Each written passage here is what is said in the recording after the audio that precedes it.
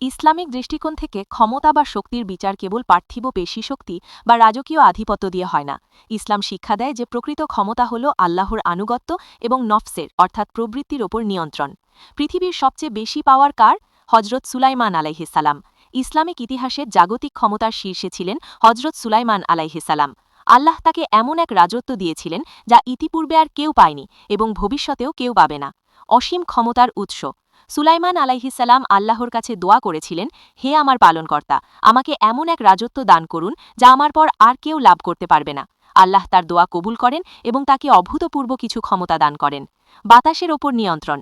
তিনি বাতাসের পিঠে চড়ে ১ মাসে অতিক্রান্ত হওয়ার মতো দূরত্ব সকালের এক বেলাতেই পার হয়ে যেতেন। পশু পাখির ভাষা। তিনি পিঁপড়া থেকে শুরু করে হুদহুদ পাখি পর্যন্ত সবার ভাষা বুঝতেন এবং তাদের সাথে কথা বলতে পারতেন। জিন জাতির ওপর শাসন। শক্তিশালী জিন ও শয়তানরা তার আজ্ঞাবহ ছিল। তারা তার জন্য বিশাল সব ইমারত, কলাই এবং ভাস্কর্য তৈরি করত। প্রকৃতির ওপর প্রভাব। তিনি তামাকে পানির মতো গলিয়ে ব্যবহার করার অলৌকিক ক্ষমতা পেয়েছিলেন। ক্ষমতার মূল শিক্ষা। এত বিপুল ক্ষমতার অধিকারী হওয়া সত্ত্বেও সুলাইমান আলাইহিসাল্লাম ছিলেন চরম বিনয়ী। তিনি জানতেন এই ক্ষমতা আল্লাহর দেয়া পরীক্ষা।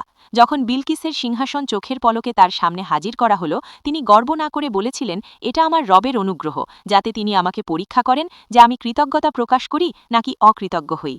২. সবচেয়ে নিম্ন পাওয়ার বা দুর্বল কার? কারুন। পার্থিব সম্পদে শক্তিশালী মনে হলেও আত্মিক ও পরিণতির দিক থেকে সবচেয়ে পাওয়ারলেস বা অসহায় ব্যক্তি হিসাবে কারুনের নাম উল্লেখযোগ্য। সে ছিল হজরত মুসা আলাইহিসালামের সমসাময়িক।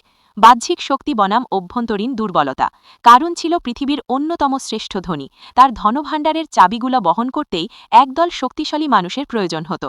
সে অত্যন্ত অহংকারী ছিল এবং ভাবত এই সম্পদ তার নিজস্ব মেধা ও ক্ষমতায় অর্জিত। পতনের কাহিনী। আল্লাহর পক্ষ থেকে জাকাত প্রদানের নির্দেশ আসলে সে তা অস্বীকার করে এবং মুসা আলাইহিসাল্লামের বিরুদ্ধে ষড়যন্ত্র করে। তার এই অহংকার ও অবাধ্যতার কারণে আল্লাহ তাকে চরম এক শিক্ষা দেন। আল্লাহ বলেন, অতঃপর আমি কারুনকে ও তার প্রাসাদকে ভূগর্ভে বিলীন করে দিলাম। সূরা কাসাস। যখন মাটি তাকে গ্রাস করছিল, তখন তার সেই বিপুল ধনসম্পদ, তার অনুসারী বাহিনী বা তার কোনো কৌশলই তাকে রক্ষা করতে পারেনি। যে নিজেকে সবচেয়ে ক্ষমতাধর ভাবত, মুহূর্তের মধ্যে সে পৃথিবীর সবচেয়ে অসহায় জীবে পরিণত হল। শক্তির প্রকৃত সংজ্ঞা। একটি গুরুত্বপূর্ণ শিক্ষা। রসুলুল্লাহ সাল্লাল্লাহু আলাইহি ওয়াসাল্লাম ইরশাদ করেছেন, সেই ব্যক্তি শক্তিশালী নয় যে কুস্তিতে অন্যকে হারিয়ে দেয়, বরং প্রকৃত শক্তিশালী সেই যে রাগের সময় নিজেকে নিয়ন্ত্রণ করতে পারে। সহিহ বুখারী। ইসলামের দৃষ্টিতে সবচেয়ে শক্তিশালী সেই যে আল্লাহর ভয়ে নিজের কুপ্রবৃত্তিকে দমন করে। সবচেয়ে দুর্বল সেই যে নিজের নফসের দাস হয়ে আল্লাহর অবাধ্যতায় লিপ্ত হয়, কারণ শেষ বিচারে সে নিজেকে রক্ষা করার ক্ষমতা রাখে না।